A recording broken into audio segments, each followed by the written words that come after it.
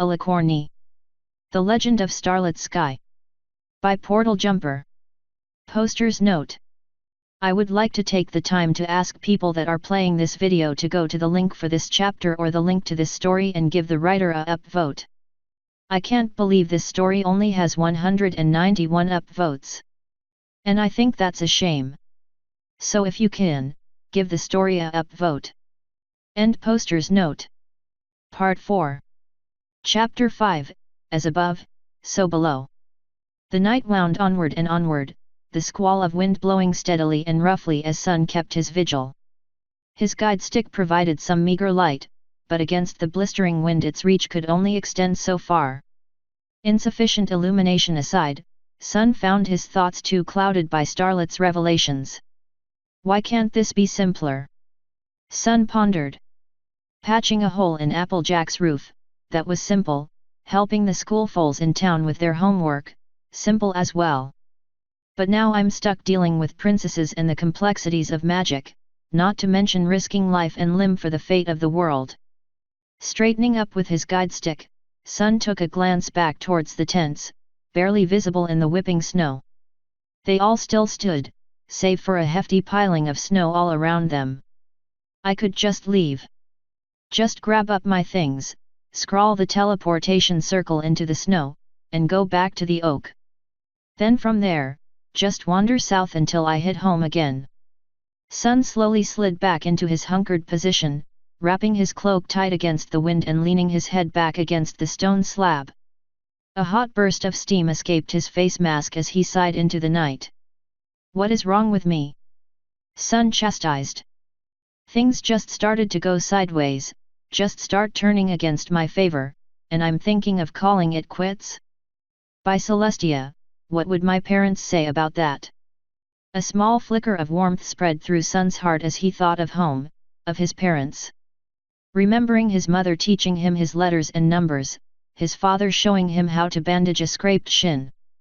They had both loved him, even if they weren't here to see all that he'd done without them. The feeling of happiness slowly abated as Sun caught a glimpse of something out in the snowstorm. It was heavily obscured by the wind, but it looked distinctly pony-shaped and moved with a steady, purposeful gait. Righting himself, Sun slowly made his way towards the figure, keeping his guide stick aloft and his magic bolt primed.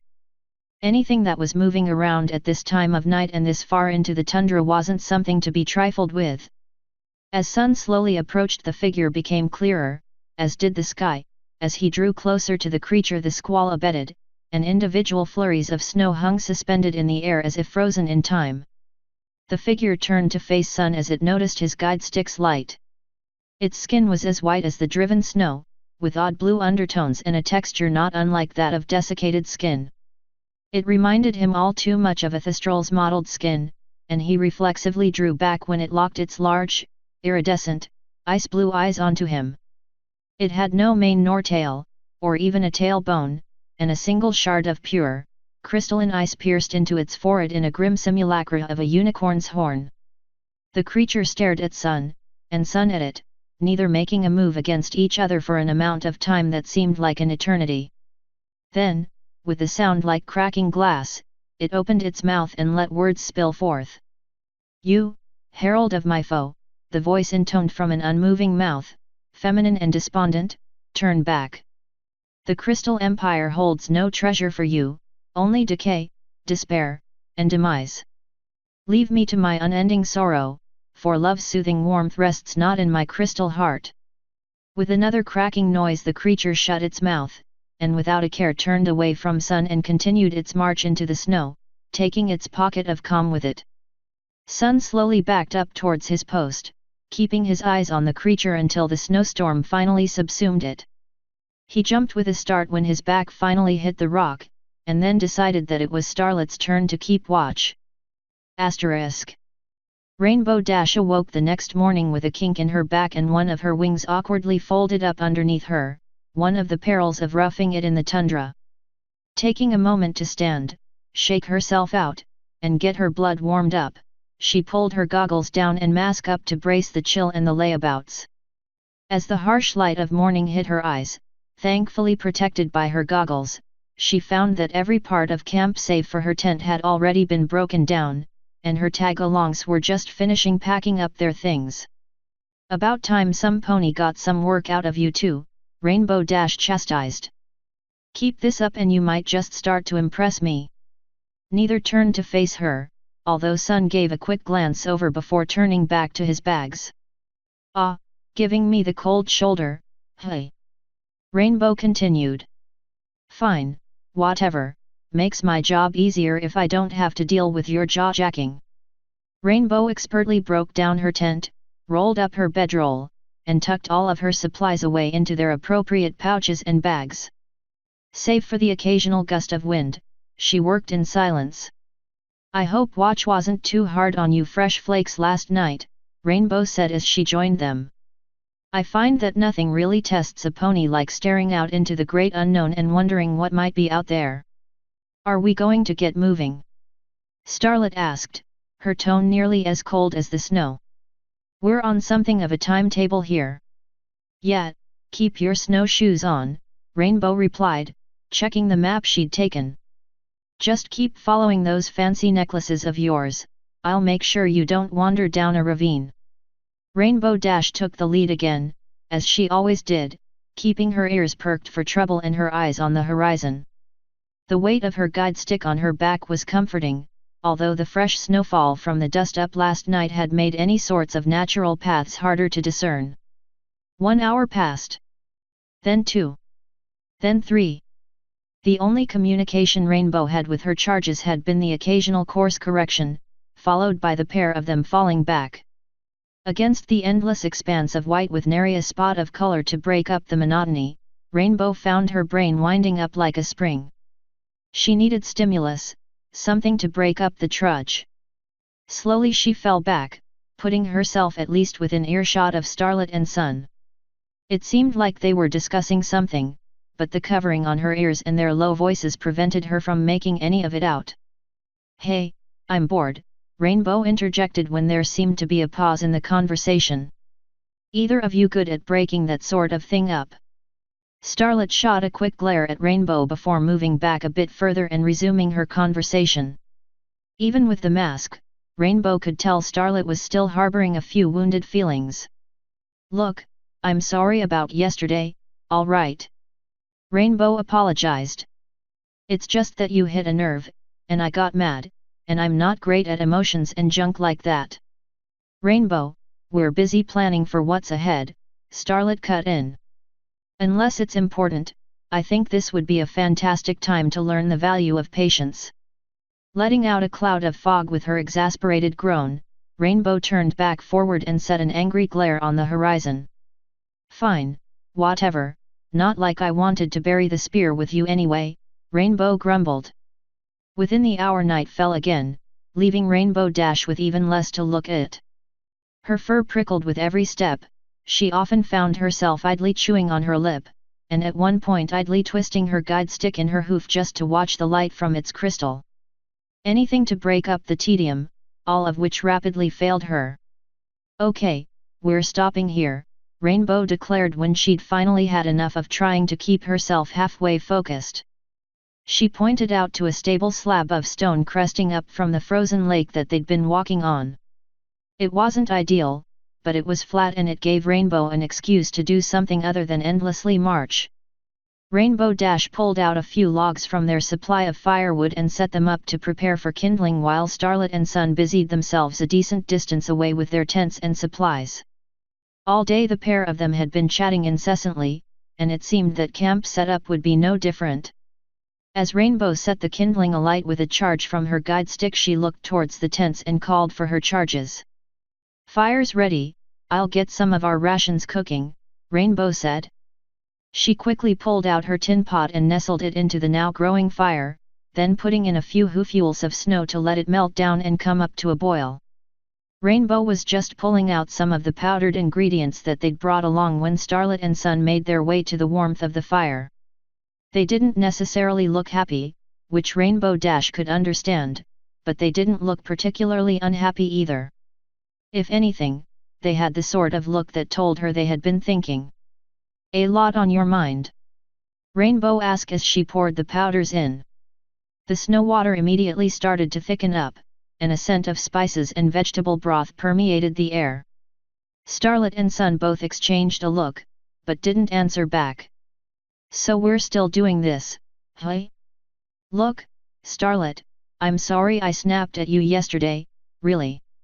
This really isn't the best situation for me to be in either, and I got a little testy. Rainbow, we've been doing some talking, Starlit began. No kidding you have, Rainbow interjected. And we think we'll be fine without you. Save for the howl of the wind in the distance and the crackle of the fire, the camp grew deathly quiet. Rainbow cast a confused glance at both of them, but neither seemed like they were joking. No, you won't be, Rainbow replied curtly.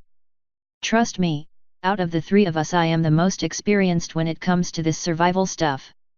You need me around.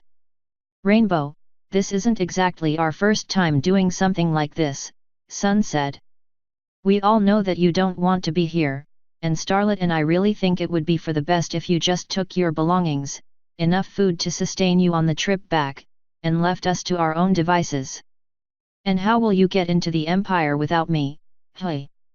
Rainbow shot back, only to be cowed when they both held up their compass necklaces. The small glowing spot pointed to the northeast.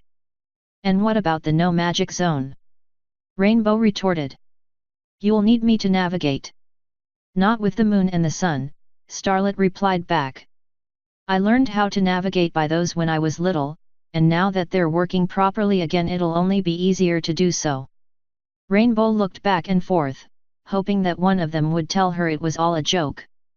On the one hoof she wanted so desperately for an excuse to go back, to keep her promise to Scootaloo. But she couldn't leave a job half-finished, especially when Spitfire had given it to her explicitly. But you two promised that you'd tell me what was going on. Rainbow hastily demanded.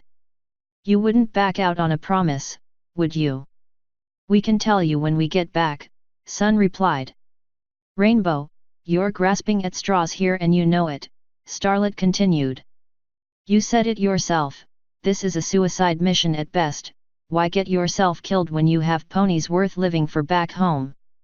After having spent so much of the day desperate for conversation, Rainbow Dash found herself at a loss for words.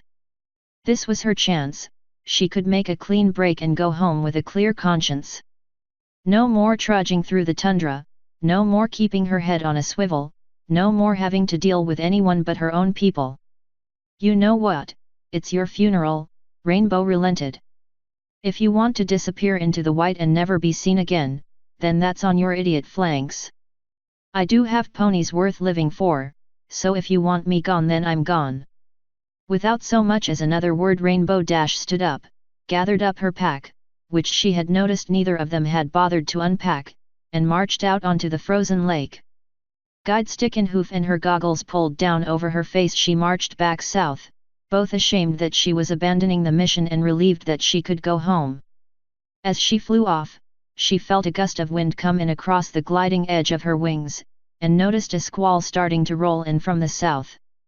She flew straight for it, hoping that the chill of the wind would cool the fire in her head. Asterisk. The nighttime air whipped at the canvas of Starlit and Sun's tent, shaking and rattling the rough fabric.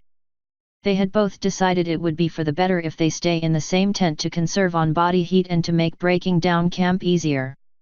Without Rainbow Dash they were down a set of hooves, and they would have to conserve all the energy that they could. Starlit felt Sun shift in the bedroll next to her. He'd been tossing and turning all night, and by this point it was apparent that neither of them were going to be getting a good night's sleep. With a slow yawn Starlit sat up and looked to Sun, who was laying on his back and looking up at the roof of the tent with that expression he got whenever he was deep in thought. Bit for your thoughts? Starlit asked. Did we make a huge mistake?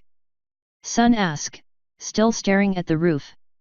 I don't think we did, if by mistake you mean letting a potential liability go before she could become a problem. Sun kept staring up at the roof, and the wind continued to pound at the flaps of the tent. Sun, we've gone over this, Starlit continued as she flopped back onto her bedroll. She obviously didn't want to come along, and we both agreed that we don't want to be responsible for her getting killed on our mission. You even said that it was for the best. I remember what I said, Starlit, Sun replied. I'm just starting to feel bad about how we went about it, I guess. Rainbow's a big filly, she can take a few sharp words, Starlit answered. Come on, we better make hay while the wind howls. No sense in trying to get back to sleep in this sleet storm. You aren't thinking about getting back out there in this, are you? Sun retorted. Heavens, no, Starlit replied, taken back that that is the conclusion Sun had jumped to. I'm just saying we should take some inventory, go over the books Twilight gave us about this place, and wait for the weather to abate. Oh, Sun sheepishly answered back. Yeah, that would probably be for the best. This wind is ridiculously loud, even compared to what we've seen so far. That probably means that we're getting closer to the Empire, then. Here, you go over the atlas while I take a look at this history text she gave us. As the wind continued to howl outside, Starlit and Sun set their minds to work. It helped to focus her thoughts after what they'd gone through with Rainbow Dash, but she couldn't help but worry a bit for their wayward guide. Asterisk.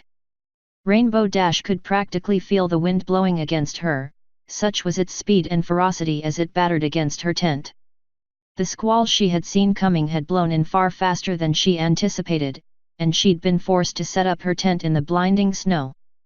Rainbow could feel her face heat up in anger just thinking about what those two had done. Their hubris was going to be the death of them, but if they didn't want her then she wasn't going to indulge them with her presence anymore. They could freeze for all she cared. For nearly an hour Rainbow tried to roll back over and sleep some more, but kept finding that it wouldn't come to her. Every time the wind howled it reignited her indignation. Her anger hasn't been so jilted when she was just trying to do her job. It wasn't even a job you wanted, why are you so cut up over this? Rainbow asked herself. You get to go home, see Scootaloo, see your friends. They even gave you the perfect alibi for Spitfire. Shaking her head, Rainbow stood up from her bedroll. She could get through this storm, and doing something physical would help take her mind off of her anger at being rejected and cast out. Her goggles, head and hoof wraps, and thick coat were only doing so much to keep the biting chill out as Rainbow Dash broke down her tent and got everything packed back away. With her guide stick attached to her side and beaming its red light in front of her, Rainbow started the trudge southward, doing her best to navigate by what little moon and starlight she could see through the clouds.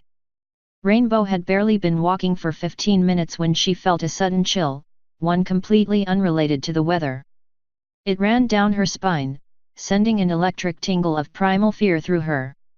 It wasn't a sensation she was used to feeling. Whipping her head around she found herself surrounded by the blinding white, barely able to see 10 feet in front of herself even with her snow-blind goggles. The light from her guide stick wasn't doing much for it either. Cautiously Rainbow Dash creeped forward, the crunch of snow under hoof and the howl of the wind whipping against her face, the only things she could feel as she perked her ears. She was trying to listen for anything out of place, a movement of snow, a cough, anything.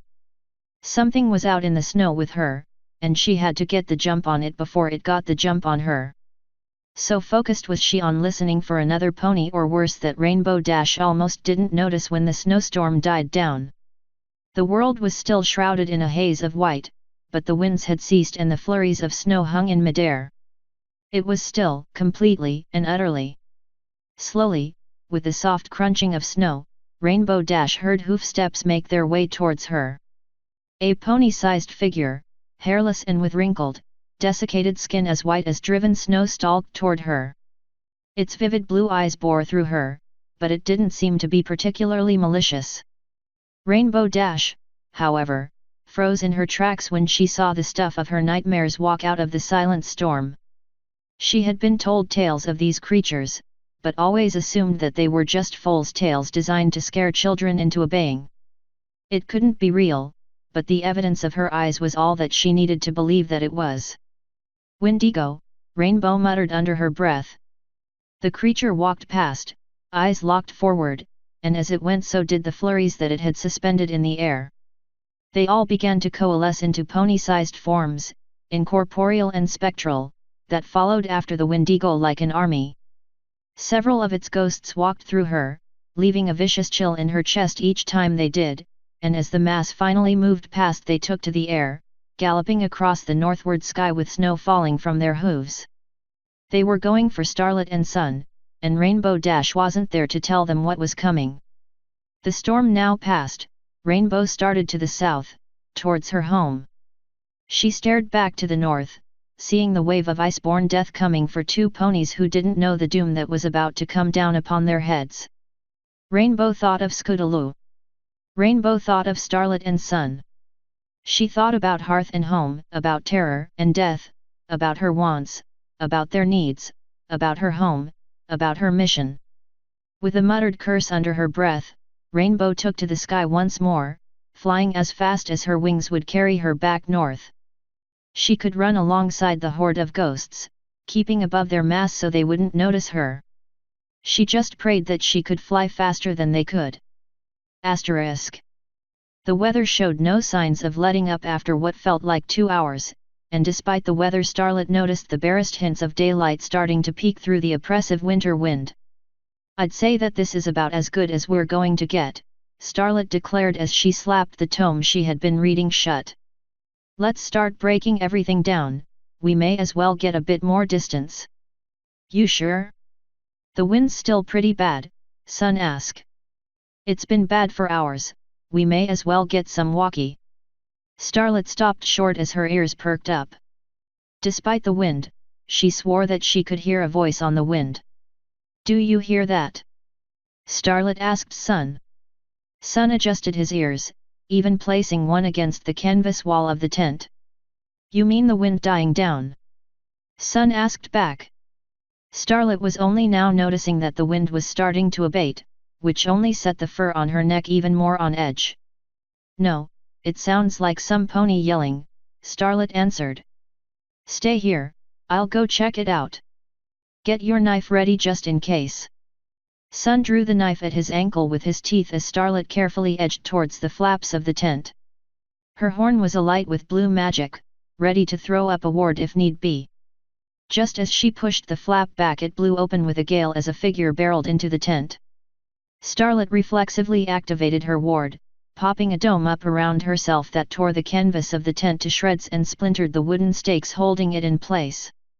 As the tent blew away in the diminished wind and Sun held his ground beside her, the rising sun revealed a tangled mess of hooves, clothes, supplies, and a small shock of rainbow-colored hair peeking out from under a head wrap.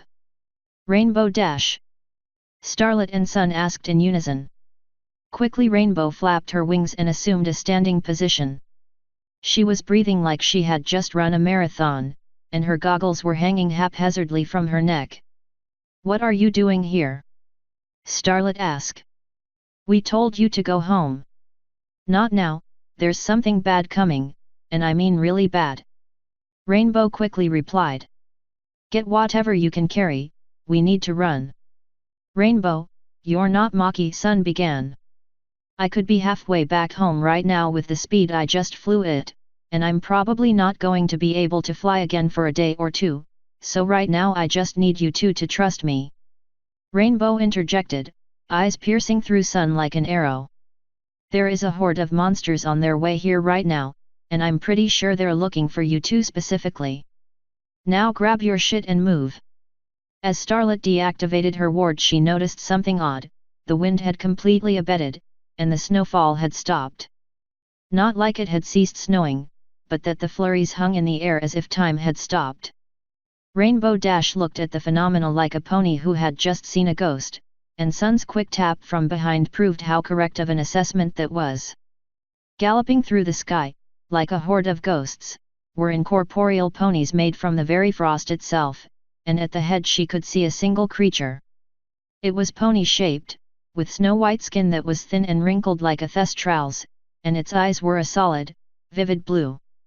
As Starlit backed away as the apparitions and their leader drew ever closer to the ground, the pony at the head opened its mouth, and a high, sonorous, and vicious voice echoed out of it. "Thou didst not heed my warning. Thou didst not return to from whence thou camest. Now thou whilst lie buried in the hoarfrost with the rest of the interlopers, so that mine sorrow may endure evermore. Run! Rainbow cried, and Starlit was more than inclined to agree. Grabbing up her saddlebags she slung it across her haunches and bolted, with Sun following just behind and Rainbow taking the helm. The trio barely got more than 100 feet out before a piercing cracking noise echoed across the ground, shifting the fresh snow to reveal they were running across the roof of an ice cavern. Another crack, and fissures as wide as Starlit was, began to race along the ice behind her. One final crack, and all three of them were falling into the frozen abyss below, tumbling head over hooves as the ice swallowed them up.